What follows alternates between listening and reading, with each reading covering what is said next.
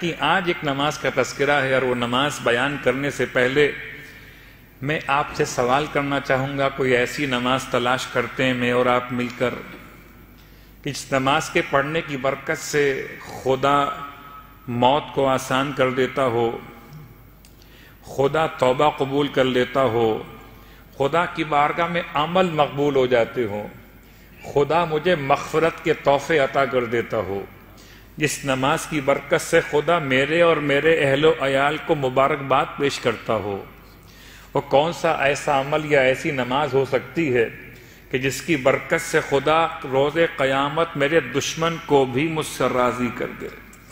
وہ کون سی ایسی نماز اور دعا ممکن ہو سکتی ہے جس کی برکت سے خدا میرے لیے دنیا اور آخرت کی روزی میں کشادگی پیدا کر دنیا اور آخرت کی روزی میں کشادگی پیدا کر دے؟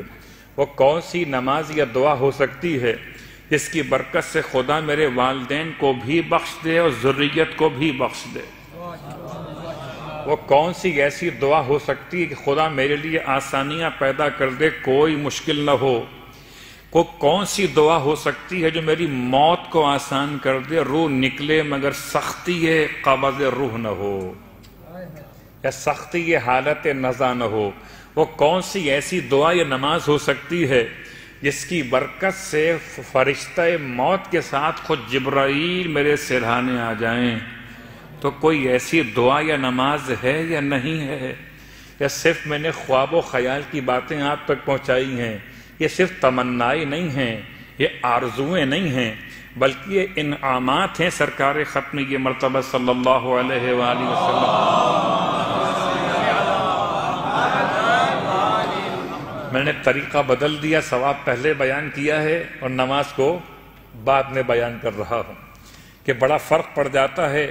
جیسے مارکیٹنگ ہوتی ہے، دوا بعد میں دکھاتے ہیں، دوا کے فائدے پہلے بتاتے ہیں۔ لوگ مجھ سے پوچھتے ہیں مولانا اس کے پڑھنے کا ثواب کیا؟ ثواب پہلے سن لیجئے، نماز بعد میں سنیے۔ اب آپ کے ذہن متوجہ ہو گئے۔ قسم بخدا اگر اتنی 10 چیزوں کے لیے، 10 باتوں کے لیے جو بیان کی گئی ابھی تک، ان باتوں کے لیے میں آپ سے کہوں کہ آپ نے ایک پورا قرآن پڑھنا ہوگا، آپ تیار ہو جائیں گے۔ مولانا بتائیے پڑھنا کیسے؟ الٹا پڑھنا کہ سیدھا پڑھنا؟ اب تو ایسے بھی اعمال آ گئے ہیں، وہ میں کیا باتیں بیان کروں۔ یہ عملیات کی کچھ بحث ہوتی ہیں کہ انسان کو کیسے پڑھنا ہے، مبین سے شروع کرنا ہے، مبین پہ ختم کرنا ہے، الی آخر۔ تو اگر میں آپ سے کہوں کہ ان 10 باتوں کے لیے آپ کو 10 درہم خرچ کرنے پڑیں گے، تو آپ کہیں مولانا بسم اللہ 10 تو بہت کم ہے، ہم 20 بھی خرچ کر دیں گے۔ تو وہ کون سی نماز ہے جس میں درہم خرچ نہیں ہوں گے؟ البتہ ولایت شرط ہے۔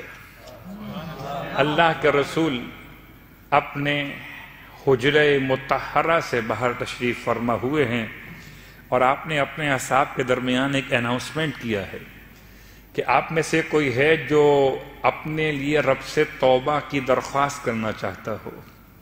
اب تک جو میں نے بیان کیا یہ تمام فائدے نماز توبہ کے ہیں۔ صلوات پڑھیں محمد وآل محمد۔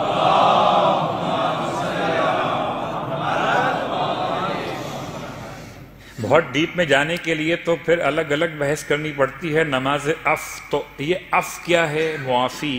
نماز استغفار الگ نماز ہے، وہ کیا ہے؟ یہ نماز توبہ ہے۔ توبہ اور ہے، استغفار اور ہے، عف اور ہے۔ البتہ اردو زبان کی کوتاہی الفاظ کا مسئلہ ہے، اس کے دامن میں الفاظ نہیں ہیں، اس لیے اردو زبان میں تینوں کو کہتے ہیں کہ توبہ کی نماز، استغفار بھی توبہ، توبہ بھی توبہ، اور عف بھی توبہ۔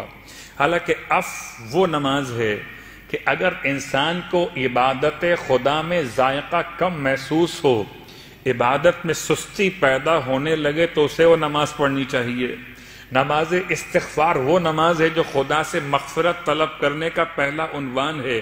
جب مغفرت طلب کی اور مغفرت آپ کو مل گئی، اب پھر آپ کے لیے توبہ کی منزل ہے۔ پہلے مغفرت ہے اور بعد میں توبہ ہے۔ مغفرت دور سے بھی ہو سکتی ہے، توبہ مگر خدا سے قریب آ کر ہی ملتی ہے۔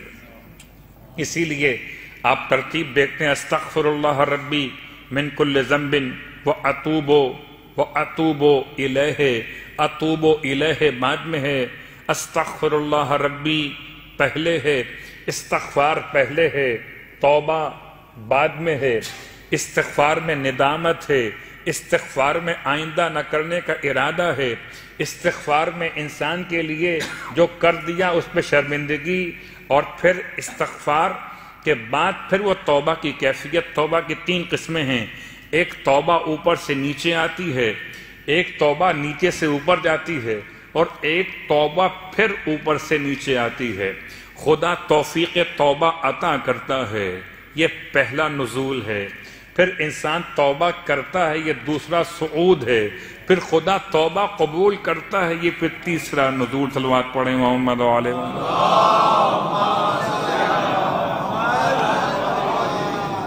تو توبہ یک طرفہ مسئلہ نہیں ہے۔ ہو سکتا ہے استغفار یک طرفہ مسئلہ ہو، استغفر اللہ ربی واتوب الیہ، لیکن یہ غیر معصومین کی بات ہو رہی ہے، معصومین کی بارگاہ مقدس کی بات نہیں ہو رہی۔ معصومین کا استغفار کرنا کس معنی میں وہ الگ موضوع ہے، میں اپنی اور آپ کی بات کر رہا۔ استغفار کے بعد توبہ، نماز توبہ۔ اللہ کے رسول فرماتے ہیں تم میں سے کون ہے جو خدا سے توبہ کرنا چاہتا ہو؟ تو بھلا کون سا ایسا شخص ہے جو کہے گا میں خدا سے توبہ نہیں کرنا چاہتا؟ نماز توبہ اللہ کے رسول نے بیان کی غسل توبہ کے ساتھ، گرچہ الفاظ روایت میں غسل لکھا ہوا ہے لیکن بات سمجھ میں جو قرائن سے آتی ہے توبہ۔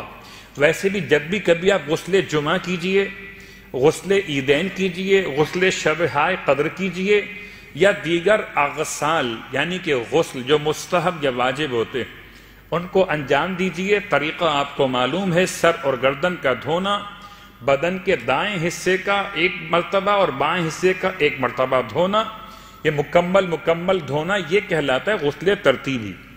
آپ اس طرح جب غسل کو مکمل کرتے ہیں تو پھر نیت کبھی کرتے ہیں جمعے کی، کبھی عیدین کی، کبھی اور مناسبتوں کے اعتبار سے واجب ہو یا غیر واجب، اس میں نیت ایڈ کر لیجئے ہمیشہ کے لیے۔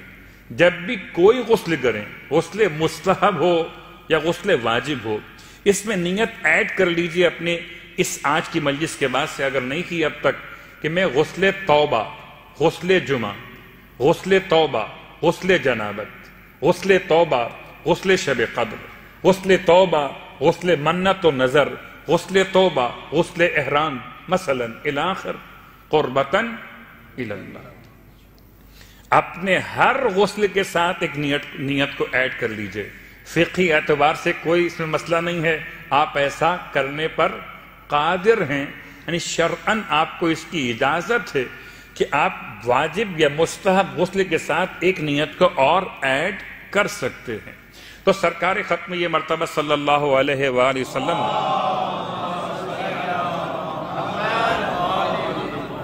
جو نماز بیان فرمائی، نماز توبہ، اس سے پہلے آپ نے غسل بیان کیا، غسل توبہ۔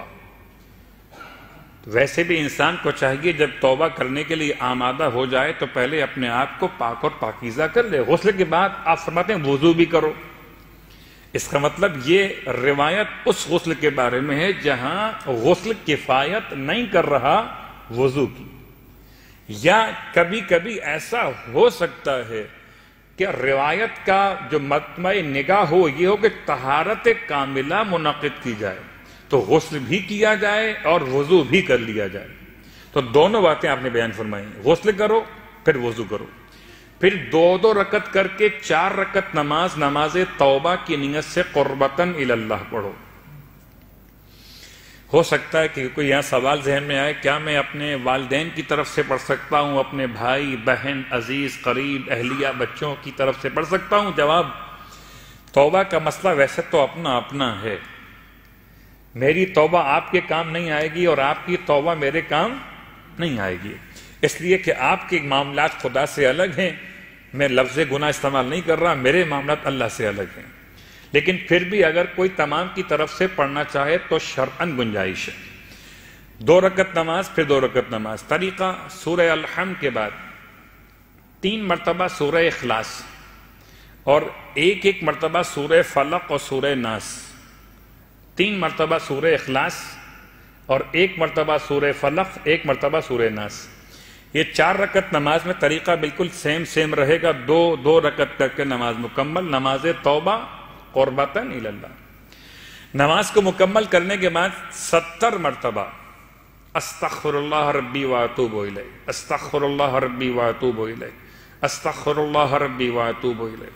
اور اس کے بعد ایک مرتبہ ما شاء اللہ لا قوۃ الا باللہ العلی العظیم کے بعد ایک مرتبہ یا عزیز و یا غفار اغفر لی ذنوبی وذنوب جمیع المؤمنین والمؤمنات انہ لا یغفر الذنوب الا انت یا الا انت. آپ پورا پڑھ لیجئے.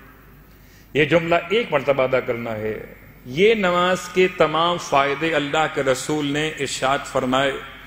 ذی قعدہ کا اتوار کا دن تھا جب اللہ کے رسول نے نماز کو بیان کیا تو اصحاب نے پوچھا یا رسول اللہ کیا ذی قعدہ کے اتوار کے علاوہ بھی اس نماز کو پڑھ سکتے ہیں؟ آپ نے فرمایا جب بھی پڑھنا چاہو ثواب اتنا ہی ملے گا، چاہے مہینہ کوئی بھی ہو اور دن کوئی بھی. تو شاید پورے سال میں کوئی اور اثر ہوتا ہو مجھ پر اور آپ پر توبہ کے عنوان کا، مگر ماہ رمضان میں تو سچی بات یہ ہے جتنا خدا سے قریب ہوتے ہیں. قریب کیوں ہوتے ہیں؟